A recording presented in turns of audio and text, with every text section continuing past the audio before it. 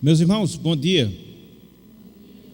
Meus irmãos, mais uma vez, vamos citar ou ler o texto de 2 Pedro, capítulo 3, versículo 18. Todos abriram?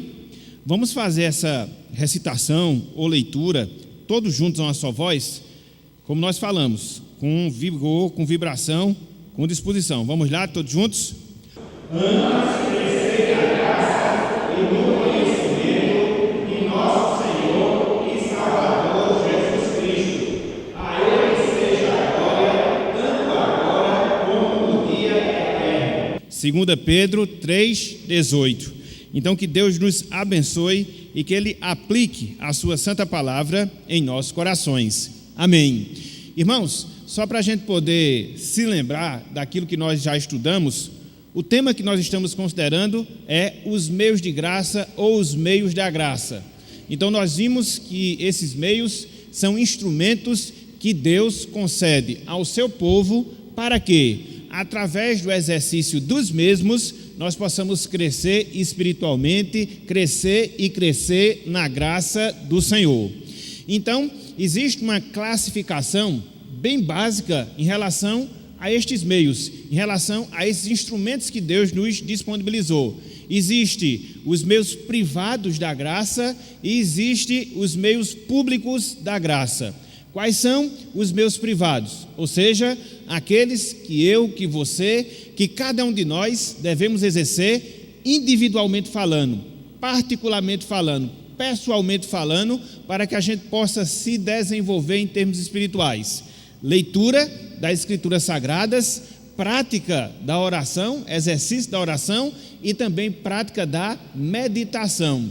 Já vimos cada uma dessas três. Mas aí, dentro do segundo grupo, ou seja, os meios públicos, nós também temos alguns outros instrumentos, alguns outros recursos que Deus nos disponibiliza para que a gente possa crescer espiritualmente. Ou seja, nós precisamos, em primeiro lugar, nos juntar, nos reunir para a adoração e, em segundo lugar, nós precisamos praticar ou participar das ordenanças. É este item que nós iremos considerar na manhã de hoje. Eu estou no ponto 2.2, que nós temos aí na nossa lição, que nós temos aí no nosso estudo. Participar das ordenanças do Evangelho. Meus irmãos, quando eu falo assim, ordenanças, o que é que vem à nossa mente? Quando o autor aqui, quando a lição aqui enuncia esse tópico, participar das ordenanças do Evangelho. O que é que vem em nossa mente, ou o que é que vem à nossa mente ao ouvirmos essa palavra ordenanças? Quem poderia me ajudar? Ordem a ser cumprida. É qualquer uma, né? Muito bem. Obrigação, muito bem. O que mais?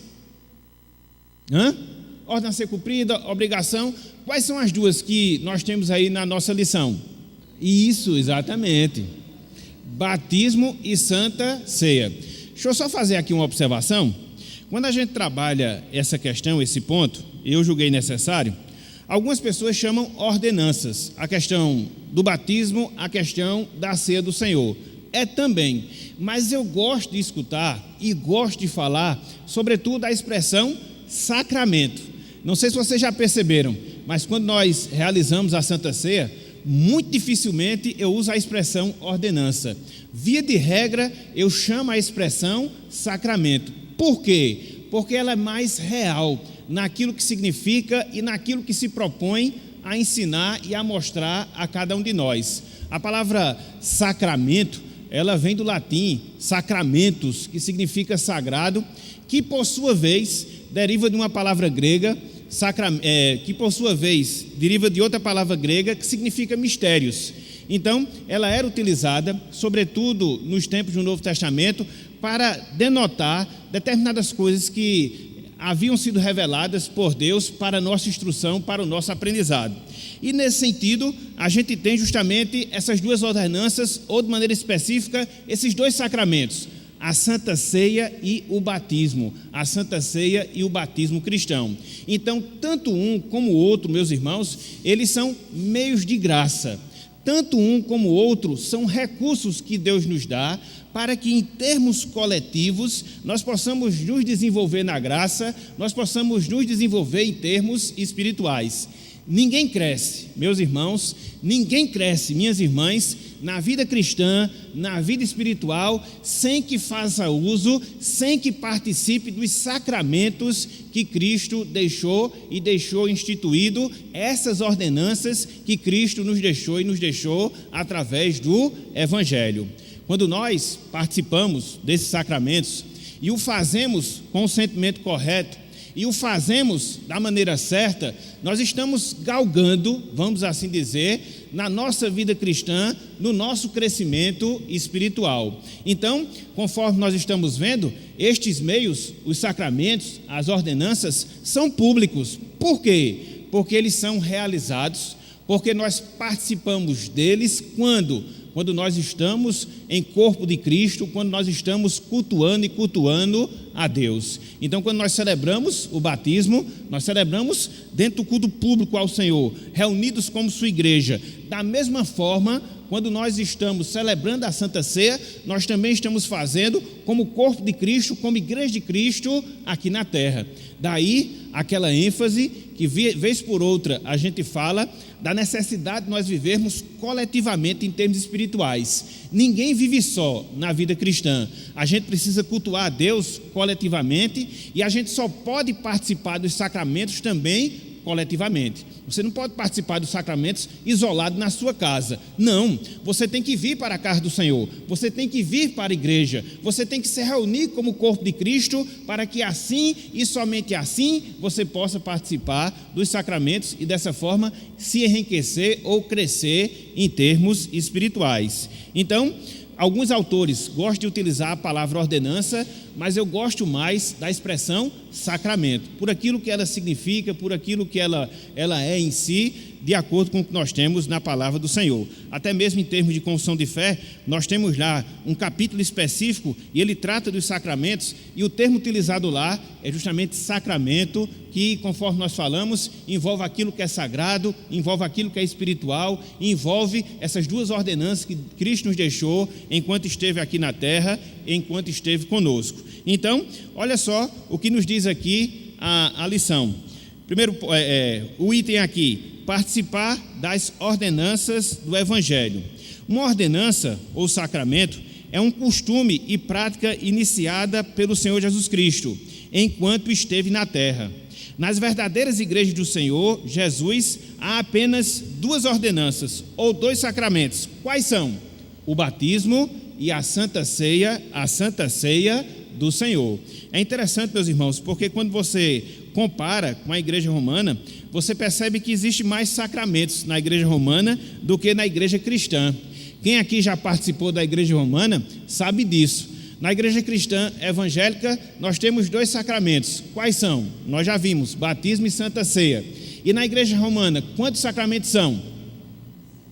7 sacramentos. Então, além da Santa Ceia, além do batismo, ele acrescenta mais outros 5. E quais são esses outros 5 que são acrescentados lá na igreja romana?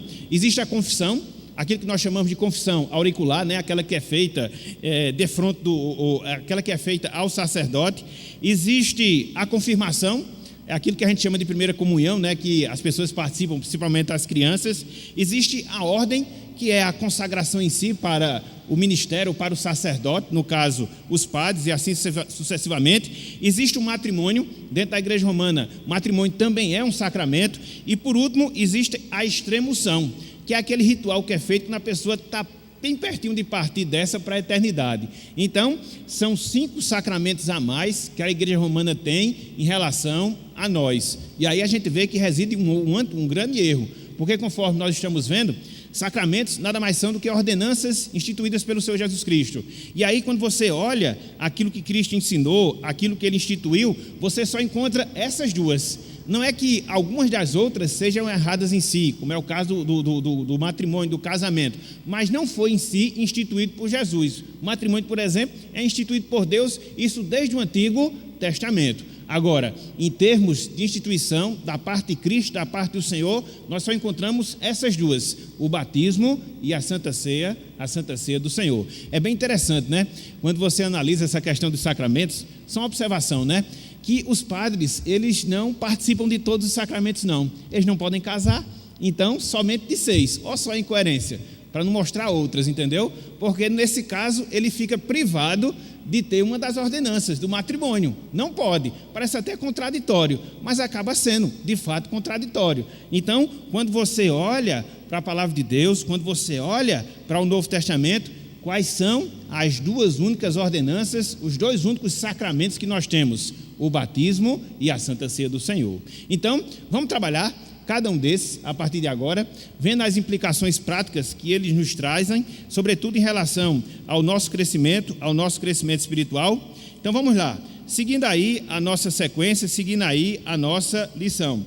Diz o seguinte, em relação ao batismo: o batismo é a primeira ordenança, ou o primeiro sacramento.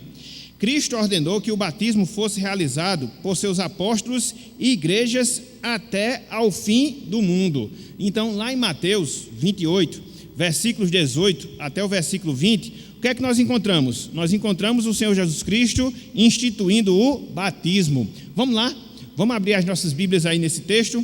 Ele é por demais conhecido nosso, mas nunca é demais nós lê-lo, até porque existe aqui algumas coisas interessantes que nós precisamos destacar. Então, vamos abrir Mateus capítulo 28, versículos 18 até o versículo 20. Esta foi uma ordem que Cristo deu, no sentido primário, aos apóstolos e, por extensão, àqueles que Deus comissiona para liderar a sua igreja, no caso, a liderança que ele institui. Mateus capítulo 28, versículos 18 até o versículo 20. Todos abriram? Mateus 28, versículos 18 até o versículo 20. Todos abriram? Então diz o seguinte a palavra: Jesus, aproximando-se, falou-lhes dizendo: toda a autoridade me foi dada no céu e na terra. Ide, portanto, fazei discípulos de todas as nações, batizando-os em nome do Pai, e do Filho e do Espírito Santo, ensinando-os a guardar todas as coisas que vos tenho ordenado. E eis que estou convosco todos os dias até a consumação do século. Então aqui nós temos o quê? A instituição do batismo, que deve ser feito em nome do Pai, em nome do Filho, em nome do Espírito Santo, que deve ser praticado pela liderança da igreja, no sentido primário, os apóstolos a quem Cristo comissionou, e agora, como consequência, a liderança instituída de Cristo na sua igreja, os pastores, conforme nós temos na palavra do Senhor. E é interessante, porque conforme nós temos aqui na palavra do Senhor, Cristo, ele deu essa ordem aos discípulos e, por extensão, a cada um de nós, que somos liderança, de fazermos o quê? De praticarmos o batismo. E praticarmos em quem? Naquelas pessoas que se tornam discípulas e discípulas de Cristo, discípulas e discípulas do Senhor Jesus Cristo. Aí você pode perguntar, mas o que é que tem de mais no batismo? Em si, meus irmãos, o batismo ele representa a nossa lavagem espiritual. Ele representa que nós fomos purificados em termos espirituais. O batismo, ele representa a nossa morte para o mundo e agora a nossa vida e a nossa vida para com Deus. Por isso que é tão importante, por isso que é tão necessário nós passarmos pelo processo e nos submetermos ao batismo. Aí você pode perguntar, o batismo ele salva? Em si não, mas todo salvo automaticamente ele tem que se batizar, com algumas exceções. Por exemplo, quando você vai ver na Bíblia Sagrada, o ladrão que foi salvo por Cristo na cruz, um dos ladrões, ele não foi batizado, não deu tempo. Então, aqui nós temos a exceção. A regra é que, na medida em que você aceita Cristo, na medida em que você reconhece o senhorio de Cristo, você passe pela cerimônia do batismo. Você passe por essa cerimônia que indica que você foi purificado dos seus pecados, por isso se utiliza a água, que indica que você morreu para o mundo, agora serve a Deus e reconhece que Cristo, ele é o Senhor. Reconhece que Cristo, ele é o dono e ele é o dono da sua vida. Olhem só, meus irmãos, o que nós temos lá em Romanos capítulo 6. Esse texto vocês não têm aí na lição, mas ele é importante, porque ele indica a implicação do batismo em si para as nossas vidas. Romanos capítulo 6. Nós vamos ler do versículo 1 até o versículo 4. Romanos 6, versículos 1 até o versículo 4. Olha aqui, um dos significados que nós temos em relação ao batismo do Senhor. Romanos capítulo 6, versículos de 1 até o versículo número 4. Está vendo aí? O batismo indica justamente isso, essa novidade de vida que agora nós temos. Nós morremos para o mundo, morremos para o pecado e agora nós vivemos para Deus. Nós vivemos em novidade de vida. Então, o batismo simboliza justamente essa mudança. O batismo simboliza justamente essa transição que se dá na nossa vida. É um ritual externo, no qual nós utilizamos água, mas tem uma implicação espiritual, uma implicação interna. Por quê? Testemunha o fato dessa mudança que aconteceu e aconteceu nas nossas vidas. Então, por isso é necessário nós, ao exercermos a prática dos sacramentos, passarmos ou experimentarmos o batismo, mas não só isso, porque às vezes a gente tem a falsa ideia que o batismo e a sua significância espiritual para nós, ela se restringe tão somente ao momento em que nós fomos batizados. Não, meus irmãos, não. Quando nós estamos dentro da Igreja de Deus e nós estamos presenciando o batismo de outras pessoas, isso também nos auxilia na nossa vida cristã. Não sei se vocês já perceberam, não sei se vocês já se lembram, mas toda vez que você realiza ou participa de um batismo, você faz o quê? Os juramentos. Você faz o quê? As promessas. Então, quando nós, mesmo depois de termos sido batizados, estamos presenciando tal ato, nós devemos refletir sobre as nossas vidas e concluir se nós estamos ou não correspondendo aos votos que nós fizemos quando nós fomos o quê? Batizados. Olha a importância do batismo para as nossas vidas. Não só como aquele ato único que nós temos, mas ao longo de toda a nossa vida, ao presenciarmos o batismo de outras pessoas.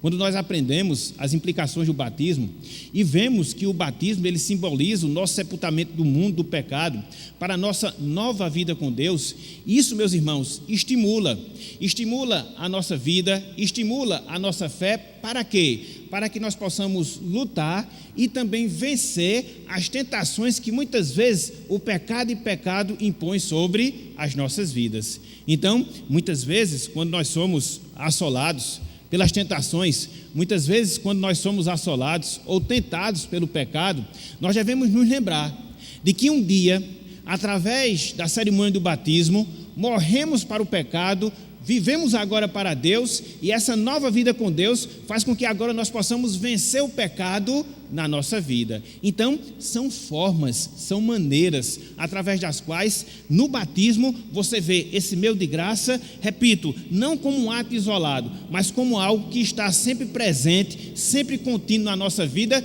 e que nos auxilia no crescimento espiritual, no crescimento da nossa vida com Deus. Ao longo de muito tempo, eu tive uma visão equivocada em relação ao batismo, sempre isolando aquele momento específico. Não, o batismo ele tem uma implicação contínua, abrangente nas nossas vidas, e ele vai perdurar durante toda a nossa existência, porque ele vai sempre indicar esse fato. Que fato?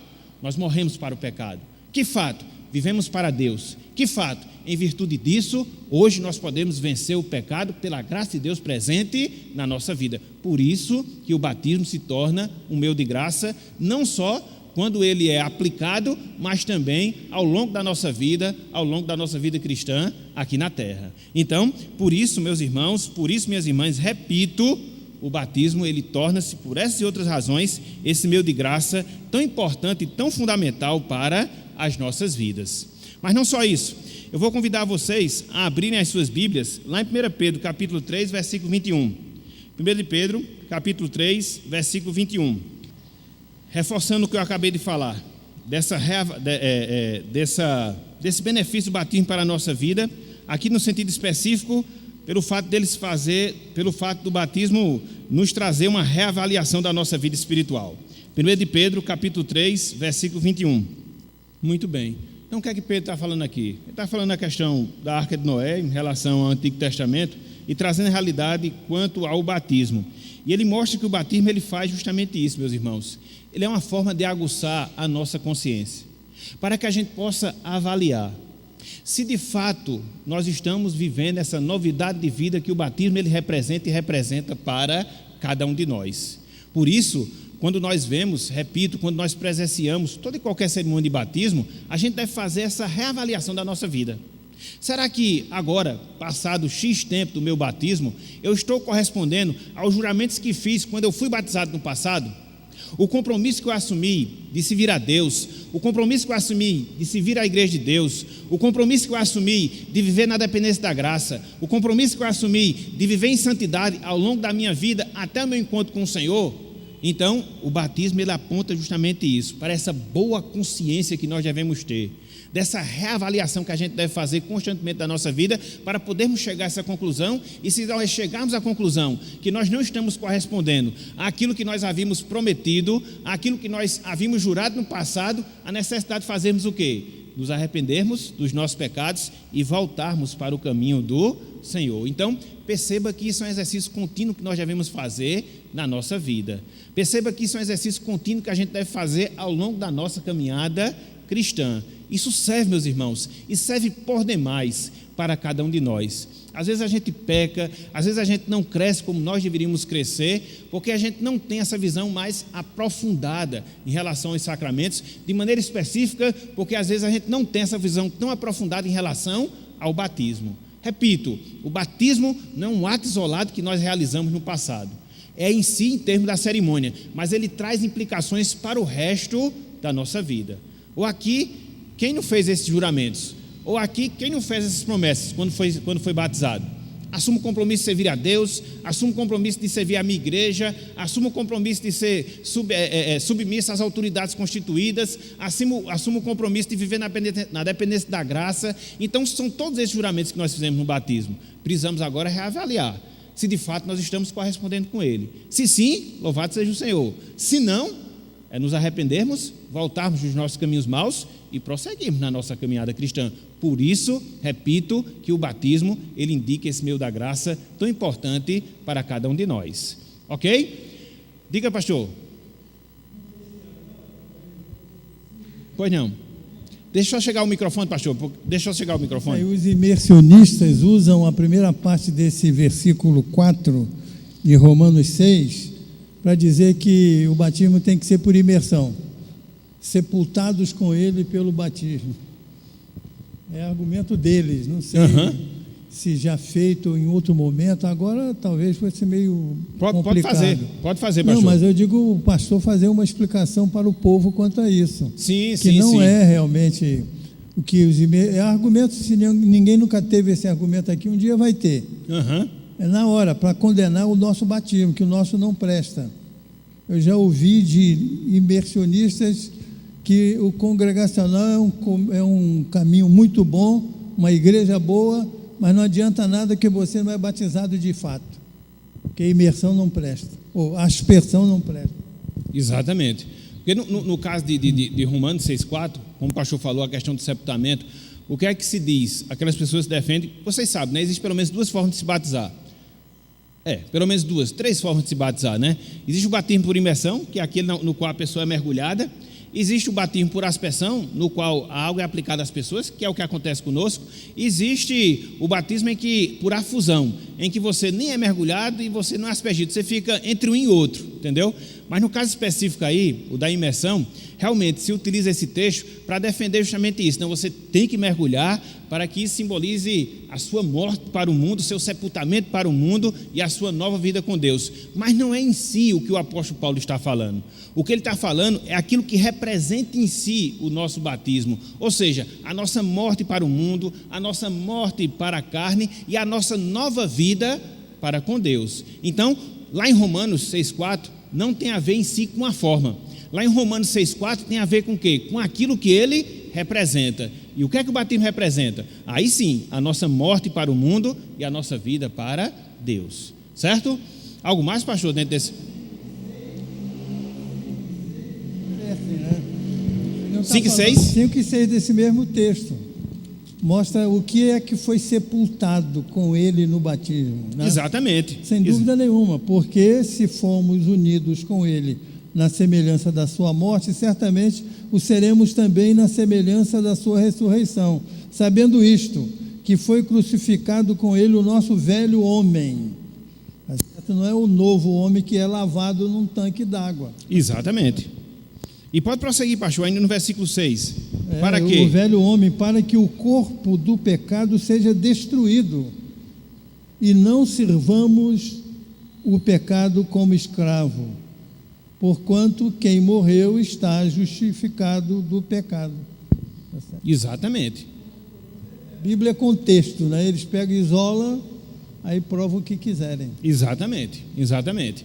Então, qual a nossa compreensão em si? É aquilo que indica o batismo. O que é que indica? A nossa morte para o mundo, a nossa crucificação para o mundo, a nossa nova vida para com Deus. Então, meus irmãos, repetindo, que a gente possa estar sempre fazendo essa autoavaliação em relação às nossas vidas. Isso é importante. Essa promessa que nós temos aqui em Romanos 6, ela é fundamental, porque ela indica uma realidade na nossa vida. Que realidade? Que nós morremos e morremos para o pecado. Antes de nós sermos salvos, a Bíblia diz que nós éramos o quê? Escravos do pecado. Na verdade, antes de nós sermos salvos, a Bíblia diz que nós estávamos mortos em delitos e pecados. Então, naquele tempo, o pecado ele exercia completo domínio sobre nós. Mas o que é que acontece? A salvação, né, que é simbolizada pelo batismo, aconteceu, e essa escravidão, essa morte que nós tínhamos em relação ao pecado, deixou de existir. E agora, o que é que nós temos? Agora nós temos todos os recursos, agora nós temos todos os meios de vencer o pecado. Por quê? Por causa dessa nova vida que nos foi implantada. Então, pensar no batismo é pensar nisso. Pensar no batismo é pensar nessa realidade. Eu posso ser tentado como for, o pecado pode me assediar como for, agora, para ele eu já morri. O batismo indica essa realidade, e por isso hoje, pelo Espírito Santo e pela graça de Deus, eu tenho os recursos necessários para vencer o pecado e as tentações na minha vida. E aí, nesse sentido específico, o batismo é esse meio de graça que nos ajuda, que nos auxilia no nosso crescimento espiritual, na nossa vida com Deus, certo? Então, indicado pelo batismo, que, repito, representa, conforme nós vimos aí, a nossa morte para o mundo e a nossa nova vida para com Deus. O nosso corpo do pecado foi crucificado com Cristo, para que agora nós andemos em novidade de vida. Isso é importante, meus irmãos, e aqui eu abro um parênteses que eu acho muito válido. Muitas vezes, quando a gente vai desenvolver a nossa vida de santificação, a gente já começa com um pressuposto errado. Qual o pressuposto que muitas vezes a gente coloca que é equivocado quando a gente procura viver uma vida de santidade? Que o pecado, ele é mais forte do que a gente. Não, meus irmãos, não. A Bíblia diz que maior é aquele que está em nós do que aquele que está no mundo. A Bíblia diz que o Espírito Santo habita em nós. A nossa carne, a nossa natureza terrena, ela pode até ser forte, mas não é mais forte do que o Espírito Santo que habita em nós. Então, quando você tem essa perspectiva, você já entra na luta com uma outra visão. Agora, quando você entra na luta em relação ao desenvolvimento da sua santificação, já com esse vitimismo, pensando que você é fraco, pensando que você não pode, e de fato você é fraco e não pode. Agora, contando com a graça de Deus, sim, você pode vencer o pecado na sua vida. Então você já vai com uma outra motivação, você já vai com uma outra visão na sua luta contra o pecado. Se você já entrar na perspectiva que você é um derrotado, se você já entrar na perspectiva que o pecado vai ser sempre mais forte do que a graça de Cristo na sua vida, aí nunca, absolutamente nunca, você vai desenvolver uma vida de santificação. Agora, quando você entra com essa visão, não, graça de Deus está comigo, o Espírito Santo reside em mim, então Ele me dá todas as forças necessárias para que eu possa resistir ao pecado, para que eu possa resistir às tentações. Olhem só o que o apóstolo Paulo fala lá em 1 Coríntios capítulo 10, versículo 13. Essa é a grande realidade que a gente deve ter na nossa vida e jamais nos esquecermos. 1 Coríntios 10, versículo 13. E repito, o batismo envolve tudo isso, essa reflexão que nós devemos fazer dessa realidade que se deu na nossa vida. 1 Coríntios capítulo 10, versículo 13. Juntamente com a tentação, Deus vai prover o quê? De sorte que nós vamos poder suportar o quê? A tentação. Então é dentro dessa perspectiva, meus irmãos, que a gente deve travar a nossa luta com o pecado. E é uma luta mesmo, porque constantemente ele está aqui nos assediando. quer por pensamento, quer por palavras, quer por motivações, quer por ações, quer por influências que muitas vezes a gente recebe das pessoas. É uma luta. E você sabe, quanto mais você propõe no seu coração se vir a Deus, quanto mais você propõe no seu coração ver uma vida de santidade, mais as coisas parecem que cooperam para a gente não fazer isso, entendeu? Mais luta vem, mais dificuldade nos sobrevém, e a gente tem que lutar contra todas essas coisas. Agora, como é que eu vou travar essa luta? Como é que eu vou guerrear essa guerra? Tendo essa verdade no meu coração. O Espírito Santo está em mim e Deus vai me prover todos os meus necessários para que eu possa resistir à tentação que tenazmente ela vai me assediar. Aí você já entra nessa luta com uma outra perspectiva, com outra visão, com uma outra motivação. E não esquecendo do seu batismo. Não esquecendo do seu batismo. Sabendo que lá no seu batismo você fez a sua confissão pública do senhorio de Cristo sobre sua vida. Lá no batismo simbolizou a sua morte para o pecado, a sua nova vida para com Deus, e baseado nessa realidade, você vai lutar e lutar tenazmente contra o pecado que vai continuar assediando a nossa vida enquanto nós estivermos aqui na terra. Então é assim, repito, meus irmãos, que o batismo ele se torna esse meio de graça, esse sacramento tão importante que nós temos aqui na nossa vida, que Cristo disponibilizou para cada um de nós. Certo, gente? Certo? Uma outra coisa relacionada ao batismo, o batismo ele é o estímulo para que nós possamos viver em comunhão. Eita, pastor, e é o estímulo para que a gente possa viver em comunhão. Abram aí, 1 Coríntios 12, 13 e depois 25 e 27. Olha só o que diz aqui. Abriram aí? 1 Coríntios 12, no versículo 13. Olha só o que diz aí. Pois em um só Espírito todos nós fomos batizados em um corpo, quer judeus, quer gregos, quer escravos, quer livres, e a todos nós foi dado beber de um só Espírito. Então o batismo simbolizou o quê? A nossa entrada, a nossa comunhão no corpo de Cristo. E conforme Paulo diz aqui, nesse corpo não há distinção. Tanto faz ser judeu, tanto faz ser grego, não existe diferenciação nesse corpo. Então, o batismo, meus irmãos, ele indica isso. É a cerimônia de introdução. Agora nós não fazemos mais parte do mundo. Agora nós fazemos o quê? Parte da igreja de Deus. Agora nós somos membros do corpo de Cristo aqui na terra. O batismo indica justamente essa realidade. Aí, adiantando, versículos 25 e versículo 27. Uma vez que eu sou introduzido nesse corpo e que o batismo simboliza essa realidade, olha só o que Paulo diz aí.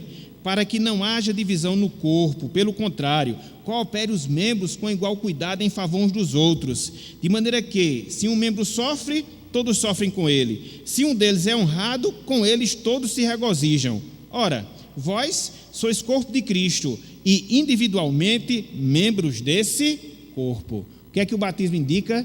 Que agora eu vivo em comunidade. Não existe essa questão de cristão individual, não. Até, na verdade, é uma contradição de termo, né? O cristão, ele implica naturalmente em viver em comunidade. E é isso que Paulo está falando aqui, entendeu? De nós nos cooperarmos, né, mutuamente, de nós nos compadecermos com aqueles irmãos que padecem, de nós nos alegrarmos com aqueles que se alegram. Por quê? Porque nós somos membros desse corpo. Então, quando nós temos divergência dentro da igreja, quando nós temos dificuldade de relacionamento dentro da igreja, a gente deve olhar lá para trás e nos lembrar que pelo batismo nós fomos introduzidos no corpo de Cristo. O nosso irmão também foi. Então, por isso, nós temos a obrigação e todas as condições de podermos o quê? Nos reconciliar com Ele, para que assim a gente possa, juntos, ajudando mutuamente, crescermos espiritualmente. Olha só que coisa fantástica que muitas vezes a gente esquece em relação ao batismo, entendeu? Então, se eu fui batizado, fui introduzido no corpo de Cristo, meu irmão também foi introduzido no corpo de Cristo, então agora eu devo viver em comunhão, ajudando e sendo ajudado, vivendo em comunhão, quebrando qualquer dificuldade. Por quê? O batismo implicou nessa nova realidade que nós temos hoje. Somos membros e membros do corpo do Senhor Jesus Cristo aqui na terra. Certo, gente? Então, meu de graça. Colossenses capítulo 2.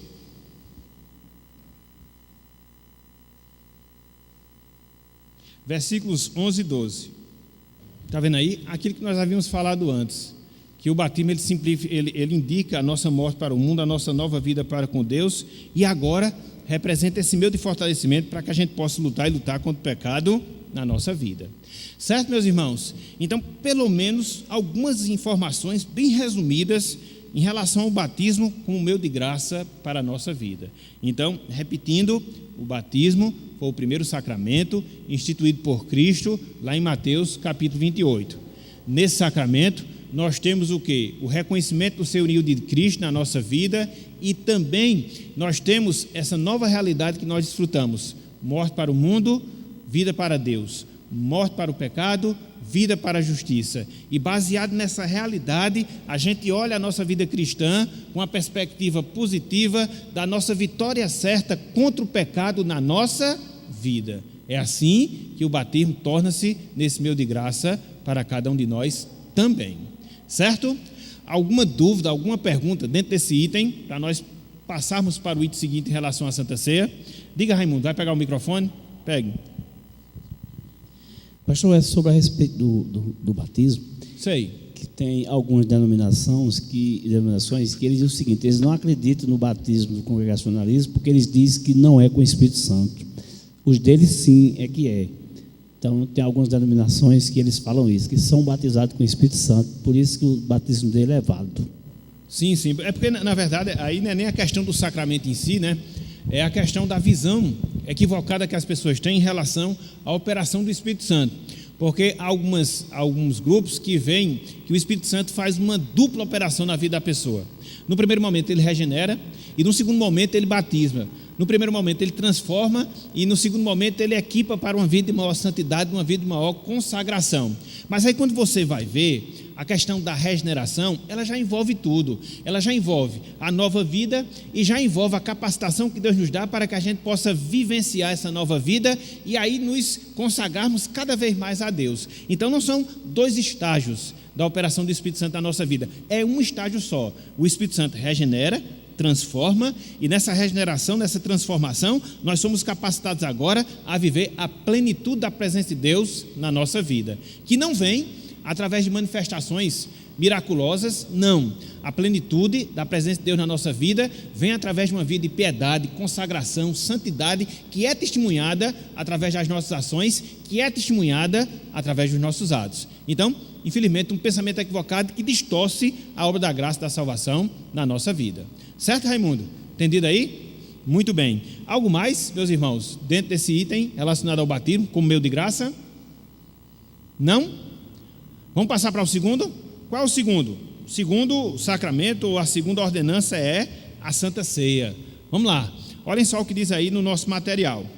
A ceia do Senhor não é um sacrifício oferecido a Deus, e sim uma comemoração daquela oferta que Cristo fez de si mesmo na cruz em pagamento dos nossos pecados. 1 Coríntios 11, 24 e 26. Já a gente lê esse texto aqui. Olhem só, meus irmãos. Aqui nós observamos um outro equívoco que infelizmente existe dentro da igreja romana, de fazer o quê? De entender errado essa questão da Santa Ceia, de ver presencialmente o corpo de Cristo no pão, de ver presencialmente o sangue de Cristo no vinho. Na verdade, na concepção, no entendimento da igreja romana, o pão se transforma no corpo, o vinho se transforma no sangue. Não é assim.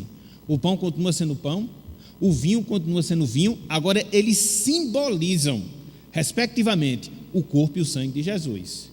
E quando você dele participa pela fé, você está se alimentando do corpo de Cristo. Não que seja o corpo em si, mas pela fé você se alimenta daquilo que os elementos representam. O pão apontando para o corpo e o vinho apontando para o sangue de Jesus. Então você está, pela fé, se alimentando de Cristo, se alimentando do nosso Salvador. Então foi isso que Cristo ensinou, foi isso que Paulo mostrou, e é isso que a Santa Ceia ela implica, essa comemoração simbolizada pelos elementos: o pão, corpo de Cristo; o vinho, sangue de Cristo, uma comemoração do sacrifício de Cristo em favor dos nossos pecados e o perdão que Deus nos proporcionou através dele. Cristo institui a Santa Ceia lá em Mateus 26, e Paulo fala um pouco disso aqui em 1 Coríntios capítulo 11, que é o texto que, via de regra, a gente lê quando vai celebrar a Santa Ceia do Senhor. Então, abram aí, 1 Coríntios capítulo 11. A gente vai ter 15 minutos ainda, vai dar tempo da gente poder avançar aqui em algumas coisas. 1 Coríntios capítulo 11. Paulo aqui ele está repetindo as palavras de Cristo que a gente vê lá em Mateus, lá em Lucas, Mateus 26, Lucas 22, quando ele institui a Santa Ceia do Senhor. Versículo 24, Paulo assim diz, repetindo as palavras de Cristo: e tendo dado graças, o partiu e disse, no caso o pão: isto é o meu corpo, que é dado por vós, fazei isto em memória de mim.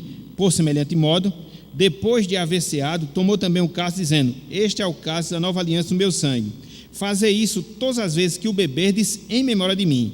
Porque todas as vezes e comerdes este pão e beberdes o cálice, anunciais a morte do Senhor até que ele venha. Chamar a atenção para duas expressões que Cristo fala: em memória de mim. Ele fala isso em relação ao pão, ele fala isso em relação ao vinho. Então, nós estamos aqui, quando nós celebramos a Santa Ceia do Senhor, repito, estamos fazendo essa comemoração do sacrifício de Cristo, e através dos elementos, nós nos lembramos de tudo aquilo que envolveu o seu sacrifício, o seu corpo que foi cravado na cruz, e o sangue que desceu da cruz por causa do seu sacrifício. Então, quando você toma o pão, não é que o pão seja o corpo, mas aponta para o corpo de Jesus. Quando você bebe do vinho, não que o vinho seja o sangue, mas aponta para o sangue de Jesus. São recursos visíveis para que Deus nos ensine verdades espirituais e possa aplicar essas coisas na nossa vida, no nosso coração. Então, é por isso que a ceia do Senhor, essa é a ordenança, e é por isso que ela é tão importante,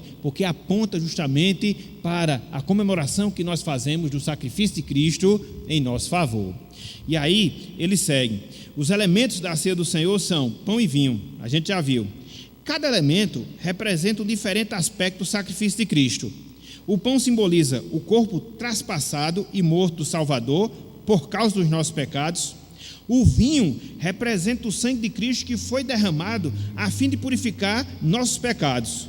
Um cuidadoso estudo das Escrituras demonstra as exigências para se participar da ceia do Senhor. Qual é a exigência? O que é que a Bíblia recomenda? Qual é a ordem que ela nos dá para que a gente possa comer do pão, simbolizado, comer do corpo, simbolizado pelo pão, beber do sangue, simbolizado pelo vinho, fazer isso de maneira benéfica? Qual é a recomendação que ela faz? Nesse mesmo texto aqui de 1 Coríntios capítulo 11, só que no versículo 28, o que é que Paulo diz aí? Que nós devemos fazer, o cuidado que nós devemos ter, a exigência que a Bíblia faz, para que nós possamos participar da Santa Ceia dignamente e que isso possa refletir positivamente na nossa vida. Então, antes de tomar do pão, antes de beber do cálice, o que é que eu devo fazer? Eu devo me autoavaliar, né? Se eu vou comer do pão, que simboliza o corpo de Cristo, que foi traspassado na cruz do Calvário, por causa dos meus pecados, como é que está a minha vida em relação aos pecados? Será que eu sou um servo do pecado? Será que eu estou me sujeitando ao pecado? Porque se Cristo morreu na cruz, e se ele sofreu na sua carne para pagar o meu pecado, por que eu vou ver sujeito ao pecado? Aí você avalia esse aspecto da sua vida. Do mesmo jeito, o sangue. O que é que o sangue indica? Em si, indica o perdão, a purificação dos nossos pecados. Será que nós estamos vivendo essa novidade de vida? Será que nós estamos vencendo a nossa batalha com o pecado? Será que nós estamos indo no caminho da justiça para que esse sangue que me perdoou, de fato, ele possa ser uma realidade positiva da nossa vida, que ela possa corresponder com isso que eu vivo? Então, são essas reflexões, meus irmãos, que a gente deve fazer antes de tomar do pão, antes de beber do vinho. Já pensou? Você pega do pão, você toma do pão, você bebe do vinho, mas aí caracterizando ou marcando a sua vida cheia de pecado, cheia daquilo que desagrada a Deus, então não corresponde com aquilo que você está participando. Você está se lembrando da morte de Cristo, você está se lembrando do seu sacrifício, o sacrifício que Cristo fez em prol ou como pagamento dos nossos pecados. Então, como é que eu vou viver na prática do pecado? Percebem que existe uma contradição? Percebem que existe uma incoerência? Então, Deus nos dá esse meio de graça para que a gente possa refletir, pensar, analisar a nossa vida e depois de nós fazermos os devidos reparos, pegar do pão e beber do vinho. Então, é como que um recurso que Deus nos dá, e de fato para a gente examinar a nossa vida, avaliar a nossa vida com Deus, corrigir aquilo que porventura seja necessário ser corrigido, para que assim a gente possa andar nessa novidade de vida, simbolizado pelo batismo que nós participamos dele no passado. Aí você percebe como é importante o batismo e a Santa Ceia, esses sacramentos como meios de graça na nossa vida. Uma coisa ou um sacramento complementa o outro. E ambos indicam para quê? Indicam o quê? Indicam essa nova realidade que deve ser vivenciada na nossa vida, de santidade, de consagração, de dedicação, de zelo pelas coisas de Deus, de zelo pelas coisas do Senhor. Então, meus irmãos, a gente tem que ter um compromisso sério. Toda vez que nós fizermos uso dos sacramentos, repito, seja no batismo, quando nós nos batizamos, ou quando nós estamos presenciando o batismo de alguém, seja em relação à Santa Ceia, quando nós participamos dela, no sentido de fazermos essa verificação da nossa vida, no sentido de fazermos essa autoanálise, para que assim a gente possa, seguros de que nós fomos salvos da graça, seguros de que nós morremos para o pecado, usar os meios que Deus nos disponibiliza, para que a gente possa vencer, continuar vencendo o pecado e crescer em termos espirituais. Ninguém vive sem fazer uso dos sacramentos, no sentido de crescer espiritualmente. A gente precisa deles, meus irmãos. A gente precisa. Por isso que é tão importante nós participarmos. Na igreja cristã dos primeiros séculos, só para nós termos uma ideia, a questão da Santa Ceia, ela era realizada semanalmente. Agora não, em virtude do passar do tempo, nós nos habituamos a celebrar uma ou duas vezes, mas os cristãos tinham aquele compromisso, todos os domingos, de estar ali avaliando a sua vida espiritual, e a gente também tem que ter esse compromisso na nossa vida, em todos os momentos, mas sobretudo nesse momento que Deus nos chama a comunhão, que é justamente a participação na Santa Ceia do Senhor. A gente não pode vir de qualquer maneira, e se nós viermos de qualquer maneira, a gente não pode sair de qualquer maneira. Depois que participa da Santa Ceia, você tem que assumir o compromisso ali, de se vir a Deus, de confiar na graça, de procurar viver uma vida segundo a sua vontade, porque você está sempre se lembrando do sacrifício que Cristo realizou em seu favor para lhe libertar do pecado. Então, se você participa dessa cerimônia de comemoração da libertação que Cristo operou dos nossos pecados, por que eu vou viver continuamente mergulhado no pecado? É uma incoerência, é uma contradição. Então Deus usa, repito, desses meios para estar falando à nossa consciência, para estar falando ao nosso coração, certo? Olhem só o que nos ensina 2 Coríntios capítulo 13, dentro desse princípio de avaliação espiritual. 2 Coríntios capítulo 13, versículo 5.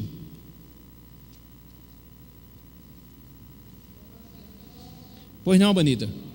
Aqui demonstra também o cuidado que nós devemos ter, estar bem atentos para se examinar a si mesmo. Sim, E muitas vezes o homem, ele costuma estar examinando o outro, julgando o outro, e esquece de julgar a si mesmo, de olhar para dentro de si e se examinar antes que tome, né, do cálice e coma do pão. Exatamente. Então, que fiquemos bem atentos a isso.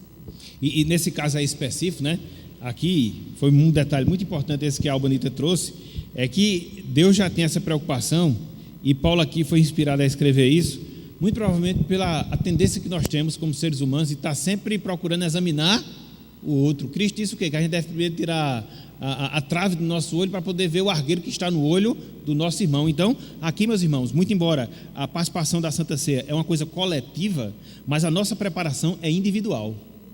É individual. E cada um tendo essa preocupação individual, o coletivo vai se consagrar. Percebem?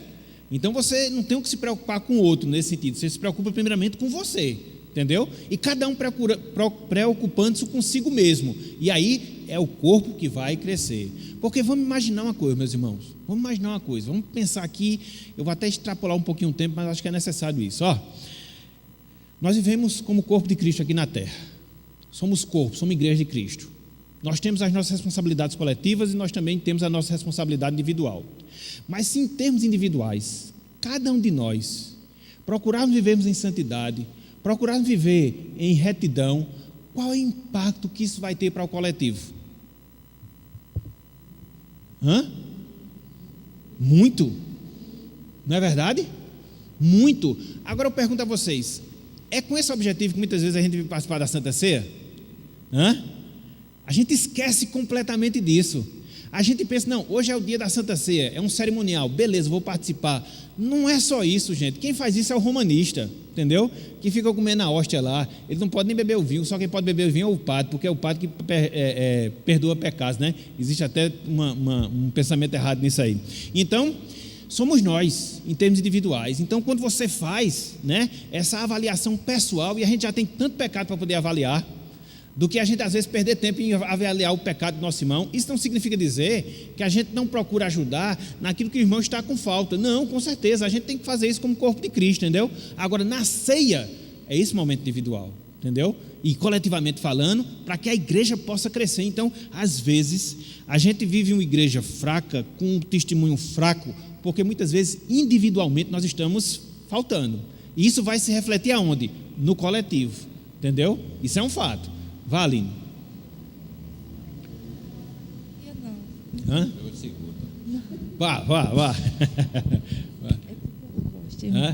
Tá certo, vá. É uma dúvida com relação ao versículo 33 de 1 Coríntios 11. Certo, 33. Quando ele diz que quando vos reunirdes para comer, esperais um pelos outros. É porque algumas pessoas comiam demais e deixavam de servir ao outro? Ou é porque existia, de certa forma, individualismo? Existia individualismo e separação. Porque essa questão da Santa Ceia, eu acho que até fiz uma vez lembrança disso, acho que foi no domingo passado, retrasado. De fato, a gente começa a ler no versículo 23, que é a instituição em si. Mas o problema da Santa Ceia, que levou Paulo a falar dela a partir do versículo 23, começou aonde? No versículo 17. E qual era o problema que existia lá na igreja corintiana, na igreja de Corinto, entendeu? Que os irmãos não esperavam pelos outros. Os mais ricos desprezavam os mais pobres, comiam na frente, quando chegavam os mais pobres, não tinham mais nada. Então eles estavam participando indevidamente da Santa Ceia, porque não estavam tendo a consideração devida com os irmãos. Então foi isso que motivou o apóstolo Paulo a fazer o quê? A dar toda essa instrução da Santa Ceia. Quando ele chega, por exemplo, no versículo 29, 1 Coríntios 11, 29, acompanha aí, por favor, comigo, que diz: pois quem come e bebe sem discernir o corpo, come e bebe juízo para si. Esse discernir o corpo, ao qual Paulo se refere, é a falta de respeito que as pessoas não estavam tendo, não estavam discernindo a unidade que existe no corpo de Cristo, e estavam fazendo o quê? Uns agindo em detrimento dos outros. Então, por causa disso, eles estavam tomando a ceia indevidamente, e Paulo disse que essa é a razão pela qual alguns até tinham morrido. Olha como é sério, entendeu? Essa questão da comunhão, entendeu?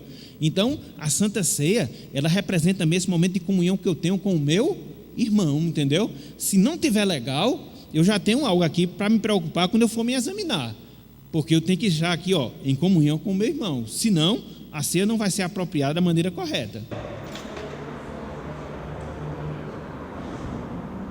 É porque ela é encabulada, vá. Vamos poupar, vá.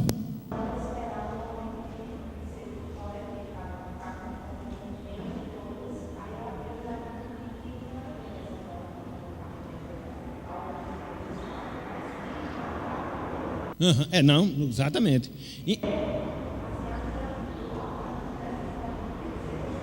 Exatamente. Inclusive existe até diferença de igrejas, né? Eu nunca participei disso não, né? Porque dificilmente eu saio assim. Mas tem igrejas, e talvez vocês saibam de algumas, em que todo mundo toma o cálice, né? Todo mundo segura o cálice e todo mundo de vez, né? Todo mundo recebe o pão e de vez. Tem isso na Bíblia? Não. Passou vergonha, você tomou antes, e pecou, entendeu? Eu sei, é brincadeira minha. Então, tem isso na Bíblia? Se é tomada todo mundo junto ou não? Não, entendeu? O que você vai ver o relato ali de Mateus é que Cristo estava dando, agora não é específico que todos os discípulos esperaram ou não, entendeu? Exatamente, então não é disso que Paulo está tratando aqui não, é a questão de se apressar mesmo em relação ao outro, entendeu? Exatamente, que estavam ali pervertendo completamente. Olha como é sério, meus irmãos, às vezes a gente tem a tendência de perverter aquilo que é sagrado, agindo na melhor das intenções. Esse é que é o problema, entendeu? Quando a gente foge de quê? Da palavra do Senhor. Isso é muito sério, meus irmãos, isso é muito sério mesmo. É por isso que a gente tem que estar sempre baseado na palavra, porque do contrário, até movido por boa intenção, a gente acaba pecando, certo? Então, qual é o segundo meio de graça coletivo? Participar das ordenanças ou dos sacramentos, o batismo e a Santa Ceia.